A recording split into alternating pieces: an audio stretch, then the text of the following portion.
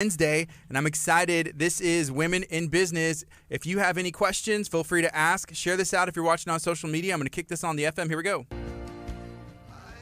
This is KHEA Radio, 99.5 FM. It's just after 10 o'clock, and this is a special segment brought to you by Lex Mae. In Texas City, it's Women in Business. And I have Carrie Crump.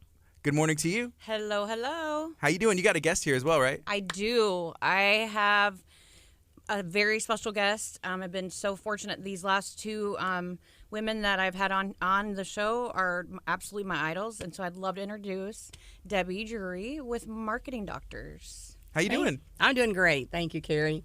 And I admire you as well. Oh, well, I'm really glad to have you here. So this whole segment is about women in business, and I find it really interesting to see where women get started. So I guess my first question to you is, how did you get here? How did you get the business that you have today? Well, the business I have today, I've been self-employed since I'm 23. And, it's kind of funny when we talk about that. I tell people I just got tired of feeling like I was, somebody'd say, go get me the coffee. And I'm like, well, why don't you go get me the coffee? I'm doing the work, right? So I had a hard time maybe with compliance. I don't know. So I really worked a temporary job, and I went in during college, and I went into the insulation business and ended up owning that. And time forward, this particular was kind of the same thing. I had sold 3 businesses. And I had sold a business. I had nothing to do. And so I asked the guy I worked for, it was a public company, hey, I'm doing my work by 2. Do you mind if I start a business? And actually, what we were just talking about earlier at Faith Christian Academy, one of the guys that was there had bought these big dialers. And I'd had a business prior to that. So we tested them. And so I went into the car business, and I tested them. And so that's what do you mean by dialers? What is that? They're automatic dialers, and they had dialed 40 people at a time. And so nobody ever heard of them. And so we took something that we did at a church for fundraising, and we brought it into the industry. Wow. And so we started Market Doctors that way, and then we became a list company, and then we just kept going, and then we became a direct mail company. And in the 26 years, we've now evolved to primarily a digital advertising and marketing company, primarily for automotive nationwide. Huh. So do you do other businesses? Because I know when I even Googled it, it says for automotive. I mean, is that just like the majority, or do you do any type of business? We pretty much stick with what we know. We do some real estate stuff, and we do stuff for friends, but because we are digital experts, and we pretty much give advice for people, we do some stuff. We have a place in Belize. We do stuff advertising for that, but we are primarily automotive specialists. That's my passion. Like, I think you have to do in business. If you're passionate and you love something, absolutely, that makes such a difference. And I love what I do. I love my customers. I just love it all. My team is absolutely the best team I've ever had in my entire life. So you're not just in Texas. You have clients all over the United States? Yes, we're probably in 16 or 17 states now. Wow. Most of the states we want to be in. Some of the ones we just can't do business in. They're too hard, too difficult. Why is that? What makes it difficult? The rules and the people. You have to understand, like in digital marketing, there's certain things that you do. I mean, I'm sure you know that from the things that you do. And it's just very difficult, and not slamming something, but like California, it's very difficult to do business there. And then certain people have really strict rules. We still do direct mail. So the time and consumption that it takes for us to do something and learn the rules and do all that just isn't worth the profitability.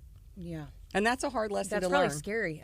I'm sure you've, went in somewhere not knowing and then, because they do have all these regulations, I'm sure. We check them out. Even with calling people, I think, too. Everything. Well, we do still have a call center, believe it or not. It's the least favorite part of my business, but it is required because we go get a lot of business. They go, oh, I need more leads, Miss Debbie. I need this, and we go get it, and then they don't answer it because, typically in a car business, it is more sophisticated now, and things are changing every day. Yeah. Like right now, we have no inventory. If you go to a dealership, I know. I just went and bought a car. Yeah. Why is that? The chips. But what is the chips? I've actually seen people talk about that, but I don't understand. I don't even know what that is. So there's a whole bunch of chips that are in your car, like in your iPad right there, in your phone. Microchip. A microchip. And like in a car, there's probably a couple hundred of them. And so when we were talking about earlier about online school, when everybody went to online, what did they need? iPads, devices, technology. Phones, they need technology. So all of a sudden, they weren't prepared. Then one of the corporations, I think it was Ford, their plant burned. So now all of a sudden, big demand. Wow. And then there's no chips. And so there's cars built. They're sitting on the ground. They just need the chips. They need the chips. So Ford has announced it yesterday that they're going to start sending them in so you can physically see the inventory, and then they're going to pay the dealerships to put the chips in. So, My husband actually traded in. I don't know who had the Lincoln out there, but Lincoln. I thought that was you. I asked him, is she already here?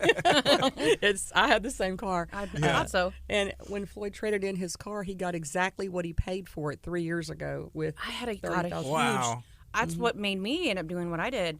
I thought I was way over the top, because usually cars are not one of the best investments, And I got way more than I thought. I don't understand that. So because they don't have there's no demand, product and demand, or there's no new inventory. So what do? You have to, all of a sudden there's no new cars, so people still have a demand to buy a car. If your lease is up, you got to buy a car, right? Right. Or you got to pay the overage. So people were buying pre-owned cars. So all of a sudden we were kind of laughing like, okay, what are we going to do? Sell T-shirts and caps? Yeah, real. We have like a lot of people we have a used car start peddling dealership. people to trade their cars in, or we did. That's what we did. So that's how you shifted your marketing company? That's how we shifted it. And we are in a, it's just every day. Like I'm on calls every day with dealers around the nation. That's what we talk about. My whole thing is customer service.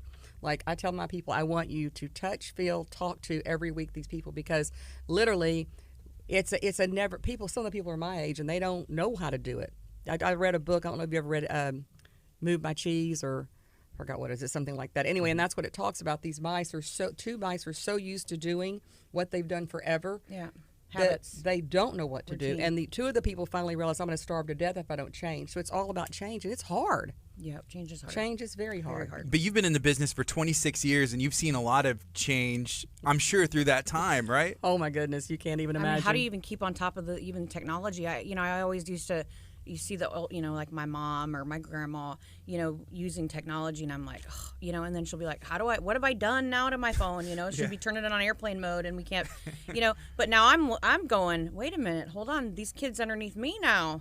It's it's just funny how the cycle turns, isn't it? And they never stop, because think about it. When you see a young kid, a baby, what do parents do? They stuff an iPhone or an iPad in their face, right? When they get in the car, they're watching it, so they grew up with technology. Yeah. And what's funny when you said that, I am that person. Like I'm like, y'all need to order me a new phone. There's something wrong with it. They're like, you own a technology company and you don't know how to do anything. And I went, no, I hire the smartest people. The people that you surround yourself with, good people. Absolutely. Isn't that the trick? And I think that's the thing that most women do wrong, and businesses, not just women. I think that women are so competitive. And what they need to learn is we have to lift each other up. I call it being a balcony person.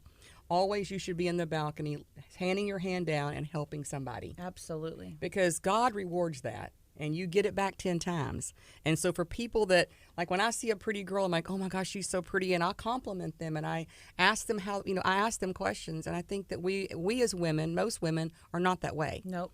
They really I are. totally agree with that. You have to edify and help people along the way, and it will come back to you. Absolutely. I mean, she's a perfect example.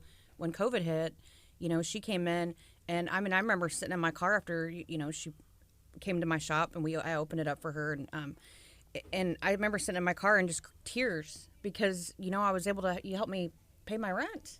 Well, you told me a story. I don't know if you remember this, but when you write your book one day, which I think you should do, I remember you saying, we were in there. You came to me and you said, when I wrote my check, you said, "You're not going to believe this." I already knew what you were going to say, and you said, "This is exactly what I prayed for." It is, and now I can pay my I rent. literally got in my car and I was just in tears. And I think that's the other thing, is that you have to have so much faith. Like I have a saying that I say all the time: you have to choose faith or fear. Give me. Because you can't live with both of them in your body. It's either one or the other. And in business, that is the scariest thing for me is it going to keep coming? Or am I still going to keep doing it right? But that fear is what gives you that drive. That's the devil. Well, not necessarily. Like it makes you keep working hard. Well, the fear does, but the faith. I mean, to me, it's not fear; it's the drive. It's the passion. Sure. I think maybe the confusion is passion, fear. Like to me, yes, we wake up fearful, but I have to remember I get up every morning and I read my devotion. I get up every morning, I read books. I think that's something people forget to do. Put positive stuff in you, because listen, just like when you messed your leg up, I'm walking in here limping too with the messed up leg. I know. It's like, you still have your boot, or are you out of it? No, I'm out of my boot. I put a different boot on. The boot. I put another boot on today, and I'm paying for it. But you look great. You got to look good, right? You got to look the part, even if you're limping in. Exactly. How do you, I know you had kids that they're now grown, but how did you balance your career with your family? I think a lot of that's communication. Part of the thing that I did is, we're just talking, my kids were in private school, and I remember that, I'd take off. You have to have good help, and you have to have a good staff. You have to have good nannies. I mean, whatever it is that you and a support system. And, you know, one of the things I would do is I'd make sure they were in school. I worked really hard. I'd leave, and I remember coming over to this over here. I remember coming over to this place over here at Abundant Life, and we'd come over here and play a game, and I'd go back at work, and I'd work till midnight. You know, you don't get much sleep. But again, if you love what you do and you're passionate, you're called to do it, you find the time. It's not crazy. It truly is. It truly is. What's been your favorite job throughout your? I mean, you said you've been owning business since you were 23, so you've got a lot of experience in that. So what's your favorite thing? My favorite job is what I'm doing right now. The others I sold. I loved them. I was in the industrial insulation business. I think I'm the only woman that ever tackled that. I'll never forget one time being at a chemical plant, and we manufacture insulation. And I was in a hard hat. I was young. I was in my 20s, and this guy goes, "You climb on up that right there, girl, and I'll give you that. I'll give you this business." I'm thinking, don't try me with the hard time. I put my hard hat on, and I went up there, and, you know, we did it. And so I think part of it is you have to be ready for whatever comes your way. But what I do now, I love my customers. I love being in a man's world. It was hard. They're the easiest to get along with. They're the easiest, and it's like being married to. People go, "What do you do?" I go, "I do adult babysitting for grown men." I'm married to like 25 men. Like, you know, we have hundreds of clients, but I personally handle about 25, and, you know, it's challenging. But the one thing I will say is by getting close to them and helping them, I've also helped them maybe in their marriages or things with their kids, because I've kind of been through it. So for me, I've already kind of lived some of that. And you take it past the whole even just about business. You get to know them personally. Relationships. Absolutely. I preach it, relationships. And that's why I love seeing your success, because I feel like you opened up to me that very first day, and since then you've gone over and above for me. You know I'm busy, and if you get something in, you bring it to me. You do things that people wouldn't be willing to do, and that's what makes me know that you love what you do and you're passionate. Absolutely, 100%. What's one piece of advice? So if there's any women watching that, you know, maybe just started a business or thinking about doing it, what's one piece of advice you would give? I think the biggest thing is, to me, is, again, have the support system. Get up in the morning or at night, whatever it is, and really positive. Read, prepare yourself, because, listen, something's going to happen when things are going at the very best. It's life.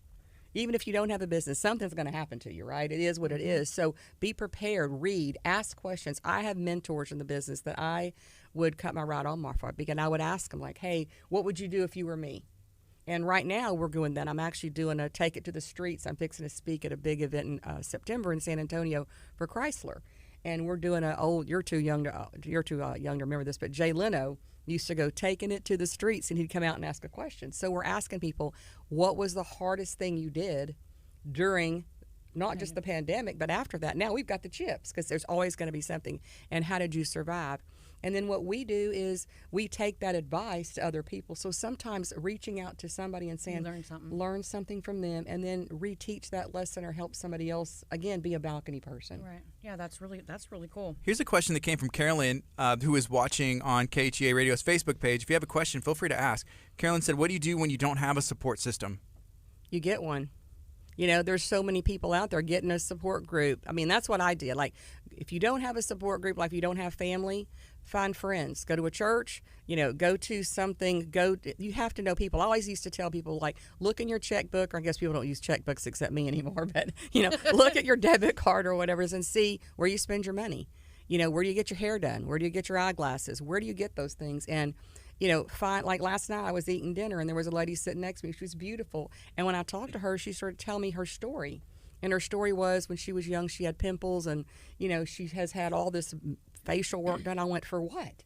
Because we don't know, other people are hurting too. And until we get to know them and talk to them, we can't help them. I think you nailed something really. You have to ask for help. Absolutely. I mean, I think that's probably one of my weaknesses, is asking. But I think like what Debbie's saying, I think the way if you don't have that support system, is you just have to ask, and you got to get involved. You got to get involved with your community, like, find a church or somewhere to where you can be around people. Or volunteer. Like, I have a thing that we do for Hope Haven in Belize, and even though it's in Belize, that's how we started the conversation. I told her we had an orphanage we work with, and we have something for battered women.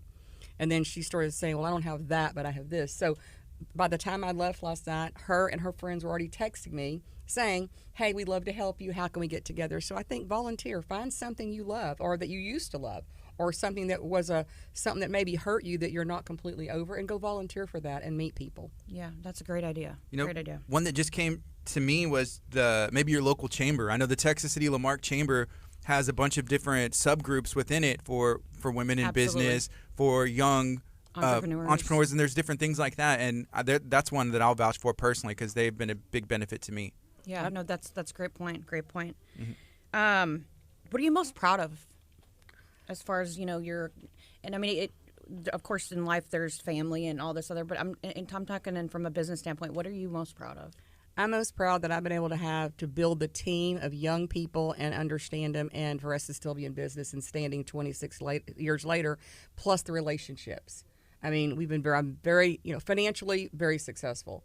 That never hurts. Never hurts to come to your place and buy things. But the money's not really why I do it anymore. I do it today because I love the people that work with me, that I call my team members. And look, if you came to my office, you would not look at me and think I'd have those. There's like a guy that wears a black jacket and looks like Fonzie, and then there's people with flip flops. So there's people that bring their dog. Like, I don't even recognize the company we've become, to be honest. Before I was so stringent, but what I realized is their heart and their mind has nothing to do with their dress, right? So absolutely, that's really cool.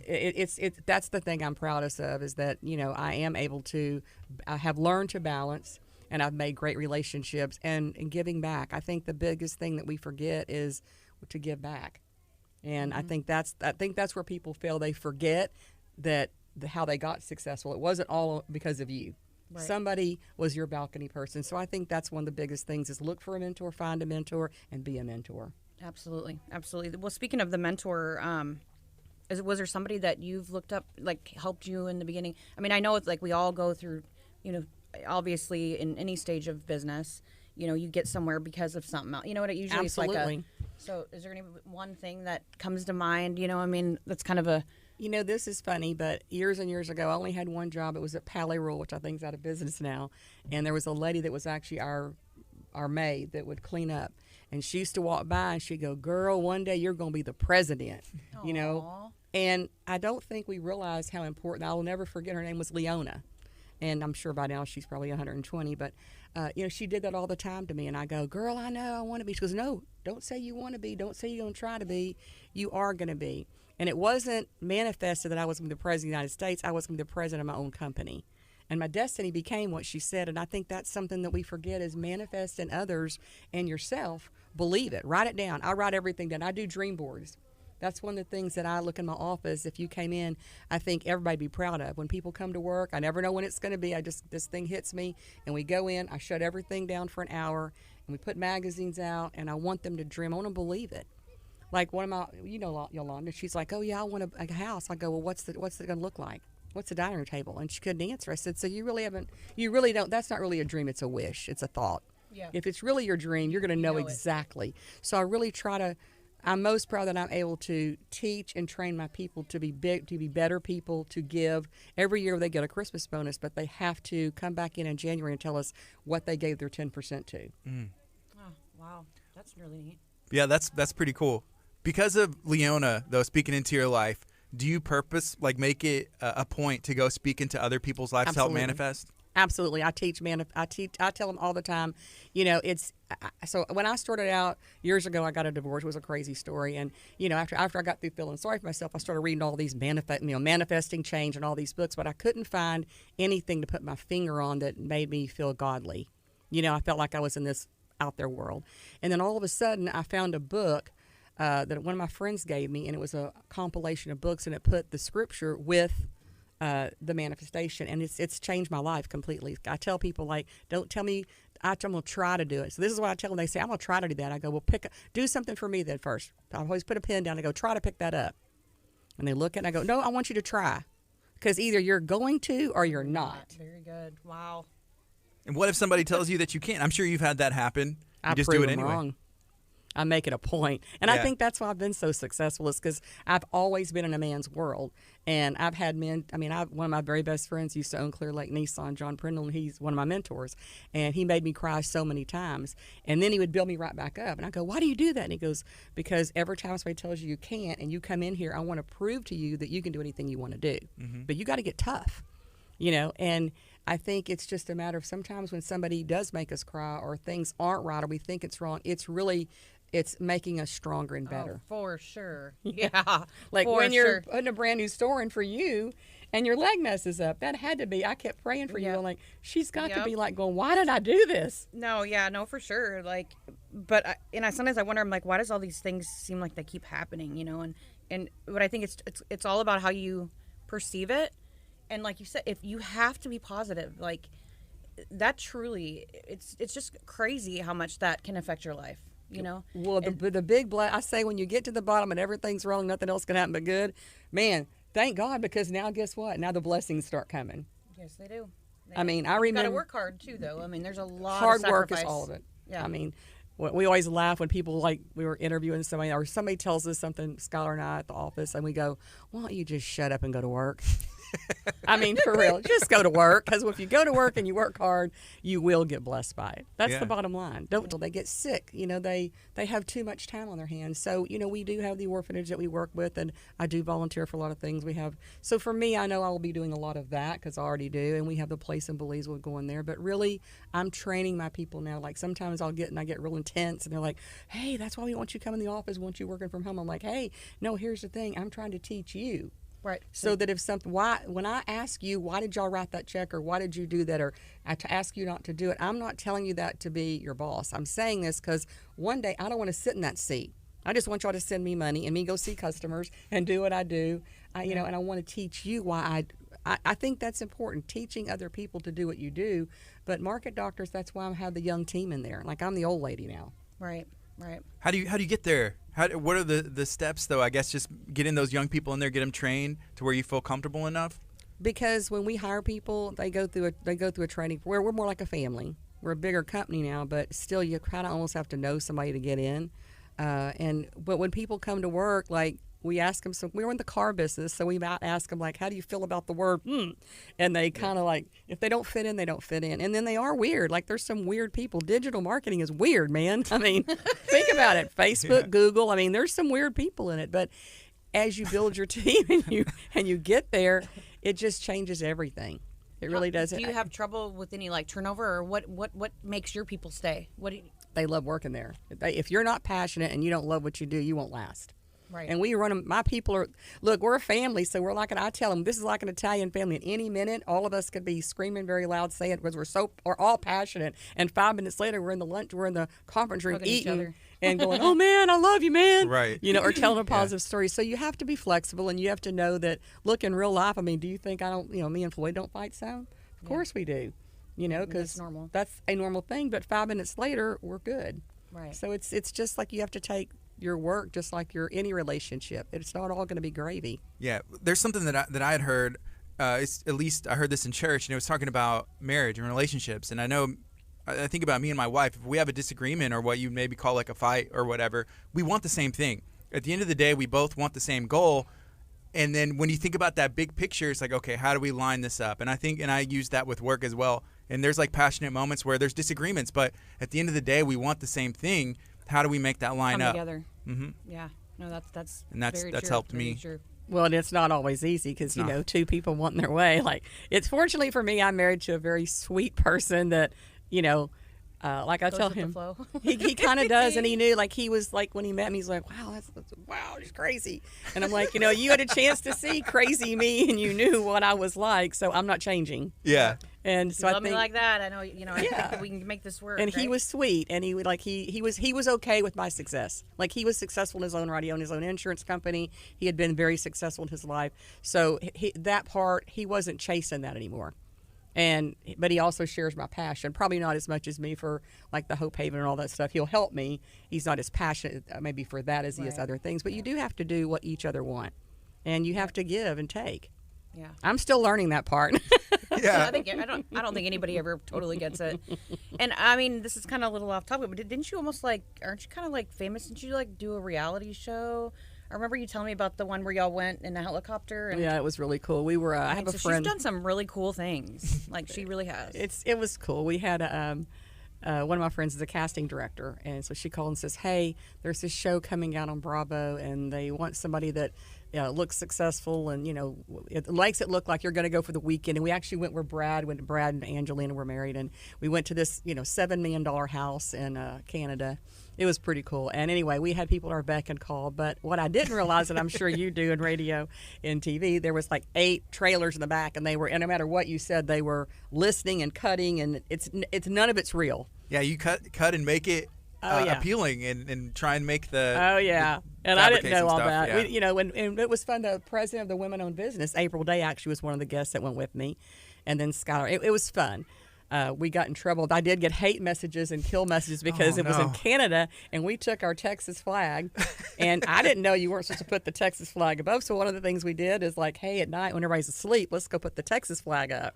Wow. So that was, but it was fun. It was a great show. It was a great experience. Did one of the producers or somebody be like, "Hey, that might be a good idea. Put that in your ear," or is that something you really just did for fun? No, we just did it. I think we had the one thing I told our group, because we had some very influential people there that I like. Look, we know they're gonna say things that are not right.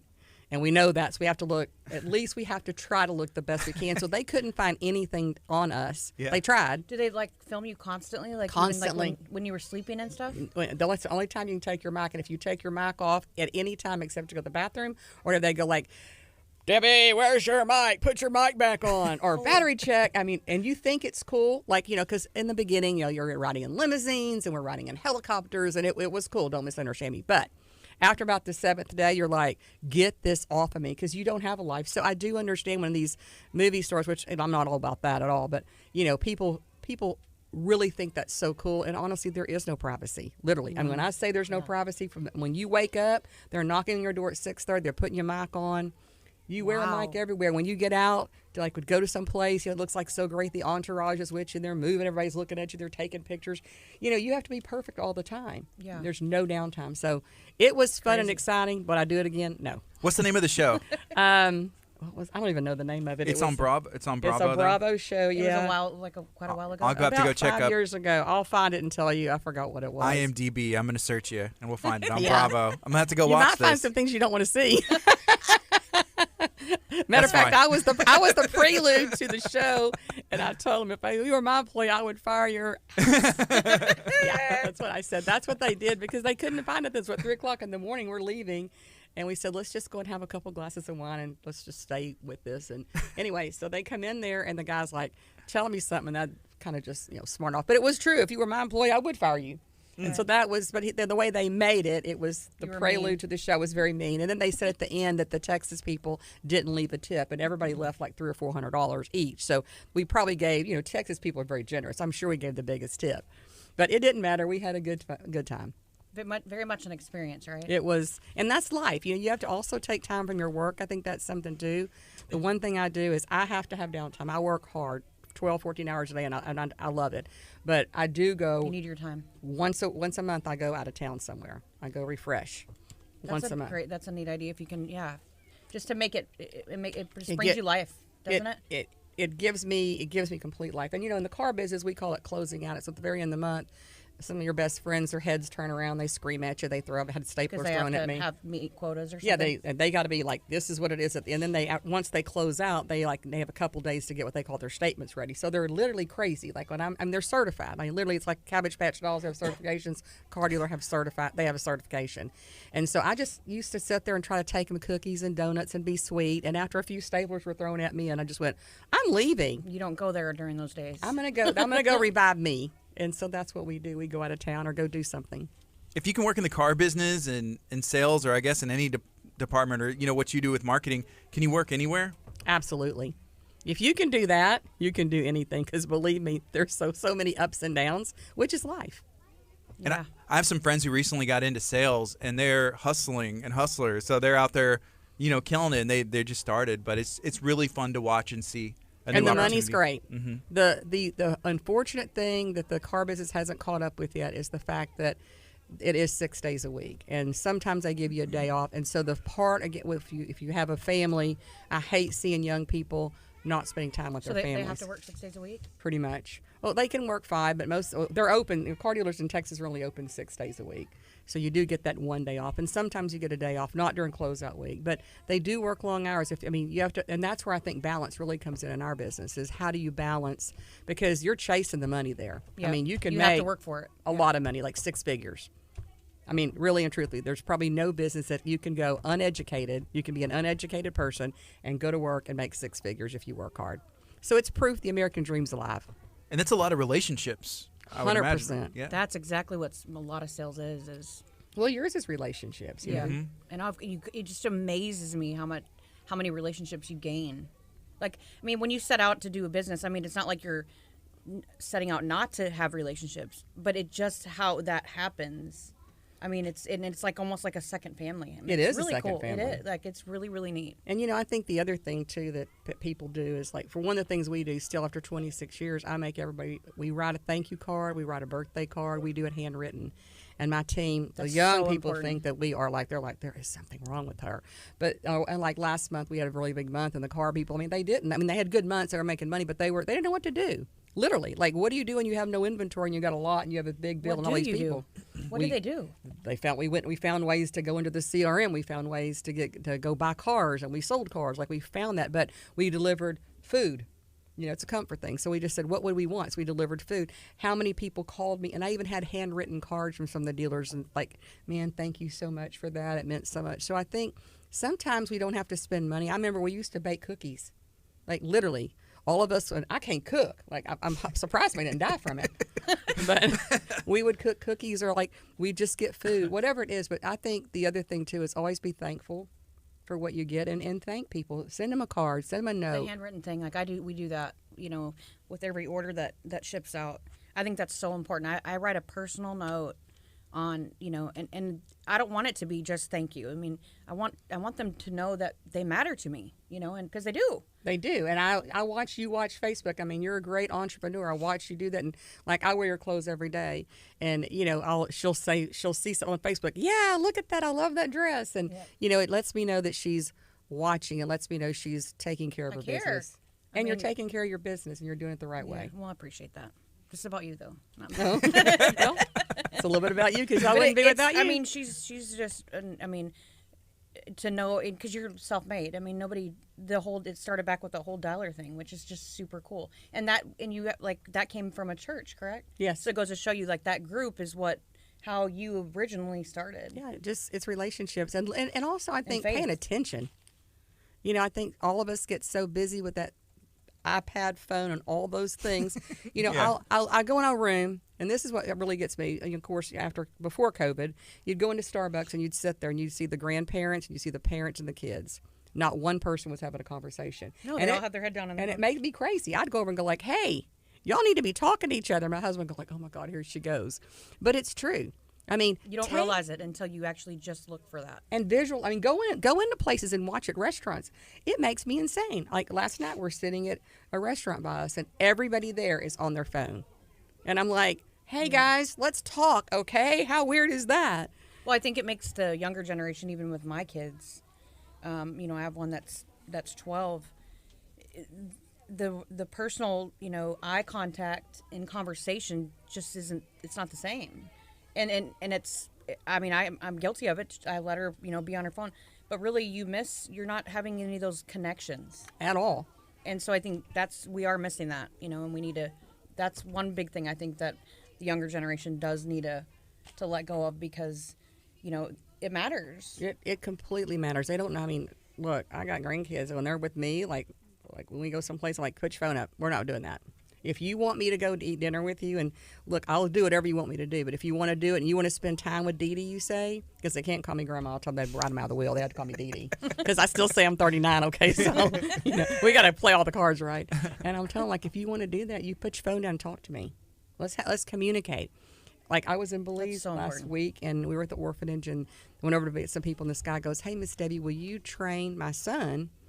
He's working this summer for us. Will you train him to shake hands?" I'm like, "What?"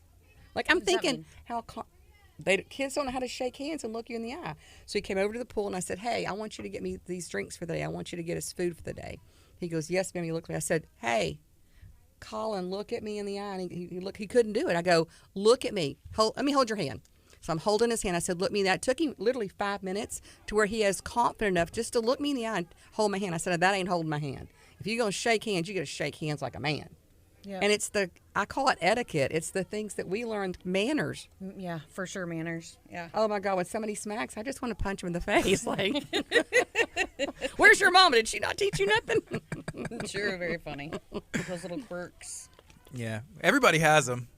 For sure. For the most part, but there are some that are really important that should be instilled at a young age. And if they're not, it's not too late to learn, or I guess to have that pointed out and make like trying to remember somebody's name. I always try and I'm the worst at names. And it's hard. It's sometimes it's hard, especially you meet so many people. But I always I'm like, okay, I'm gonna try and remember their name, at least something about them. There's like, hey, I remember you from somewhere, even if you can't place it. If you meet so many people, right. That goes along. Like, wow, they remembered me. I saw them, 2 years ago at one little place, and that it can make a difference. So what I do, this is hilarious that you brought that up. What I do is last night the girl I met, I put whatever her name is, it was Lulu, met at Pompadour's face because she told me about that. So notes to yourself. Notes to myself, because the other thing is, I'm getting older. I'm an old 39 now. So if I forget something, I just remember I'm looking like for plumber and I can't think of the name or whatever. I put that in there, but then it reminds me, and then I do look that up before I go into a sales call. I try to look to see. And I called it a book that Leona taught me this at Palais Royal. We called it a blue book. And when I worked in the lingerie department, and when the men came in, I remember their wife's name, their kid's name. And she said, you know everything about them, where they work, and you learn that. And I learned relationships back when I was 15 years old, and to know something about people. And I've carried that through my entire career. That's so huge. And, I mean, it can be, I call it a clientele book. Write it down. And the other thing I do, like where you got your notebook and I got mine, when these young people, they put it in their phone. And I go in and ask a question they can't answer, and I do not ever put your phone in my face again. I want to see a notebook, just like what you're doing. Because if you can't look at it and read it, you will not remember it. And I think that's the other thing, too, with online. These kids don't even know how to use a notebook and a pen. Yeah.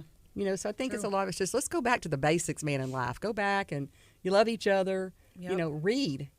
Right. Who Moved My Cheese? That's the name of the book. You need to buy that book if you've never. It takes less than 1 hour to read it. The book does? Mm-hmm. I read mine last night. I'm a fast reader, very quick. Who Moved My Cheese? It's a book that was written, I think, in the 80s, and it is so applicable today that you won't believe it. It's more applicable today than it was probably in the 80s.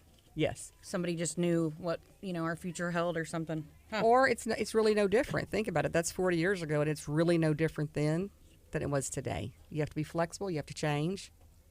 And, Communication. It's all the same. Right. I agree. What's something else in business that you still want to accomplish? This is going to sound crazy, but I have a goal that I want to give away $100,000 a month. That's my goal. It's not really about me anymore. I want to be able to have organizations and things. And so on my computer screen, it says 100,000. And so people they ask me that question, what does that mean? So I want to make enough money that's what we do, that we give out and help people and give $100,000 away to other charities and churches. That's a great goal. The orphanage? So are you like a part? Like, do you sponsor that, or what's? Yeah, we have kids that are there, children that are there, that their parents. So in Belize City, there was an orphanage there, but when they came to the island of San Pedro, there was no place to put them. So Brittany, a young girl from Dallas, she started it, and then we have a Shine Center, and that's for girls to try to teach them to shine. There's a lot of prostitution and things like that happen, over in of course, it's a third world country. So we're trying to teach them, self-respect, do the right thing. And then we just put a domestic violence center in because, of course, that's everywhere. Cool. So that's one of the things we do. And then, my church and different places. But a lot of times it's just people just need a hand up. Like, I'm not willing to, people come to me all the time. Like yesterday, somebody wanted to borrow, $2,000. I go, for what? Because you didn't save your money and you went out to eat 10 times a day, and because you didn't pay your bill because you were doing something else. Show me I might teach them what to do, but you can come do work for me, but I'm not handing it out. That's not what I mean by that. I'm talking true charitable things. There's so much out there that we can give and help to. And for some people that they'll say to me, I don't have the money. No, but you got time. And again, the person that asks, how do you do that? Go find something to volunteer, because that will give you passion. And when you have passion, you'll start to meet other people and do other and things. it's a manifest. And you just manifest that. You know, I want to help other people. I like what you said, hand up. It's a hand up. I love that, hand up. Balcony People. That was a book. That's another book, Balcony People. I read that book. I have a library in my office at my house. It's probably as big as that whole wall right there. It's 3 shelves of books, and people forget about that. And sometimes it's the only thing that gets me through to when I get stuck. It's the only thing. Like, you know, people say, read your Bible. Well, I've read the Bible a million times, you know, and I have a couple books that are positive that I read. And I read devotions every morning. But sometimes I've read it so much, I just need to hear somebody else's perspective. So I'll go look at success stories. There's a lot of books that have that in there. And then you hear about somebody who had it 100 times worse than you, and they got through it. I mean, think about Disney. You know, how many times did he go broke? You just start thinking about how many people that we wouldn't have lights today if Thomas Edison would not have failed a whole bunch of times to finally be successful. Yeah. So I think that's part of it, too, is finding people Not giving up. Yeah, don't give up. What is it Winston Churchill said? Never, never, never give up. Yeah, for sure. Carrie, is there anything else you'd like to share? It's been an amazing day, you know, and it's crazy. I could listen to you for hours. I think I could too. I know, right? This is good. Right? This is great. Yeah. Thank you, guys. I really appreciate the opportunity and hope it will change some lives and some people will go out and make a difference. So how can we get your book? Yeah, when is that? Well, I've been writing it now for about 30 years. And Are you going to write it? Do you think you'll end up publishing a book? Yes, one day I will. But I still have a lot to do. And some of the stories, I'm not sure if they're publishable. You remember, I am in the car business. Those are the best ones. That's what people want to read. Yeah, they do. They're like, did this really happen? And you're like, yeah, I did. Yeah, there's some things that people would never really believe. So one day. Right now, I'm just trying to get out there and do enough and help enough people that at one point I'll have the time to do that. Awesome. Well, thank you so much for y'all's time. The only thing I got left is we're looking for women. If you are in business and you would love to be on here and tell your story, I will put my email and my phone number in the comments below, and we'd love to hear from you. Reach out. Yeah, absolutely. This is KHEA Radio, 99.5 FM.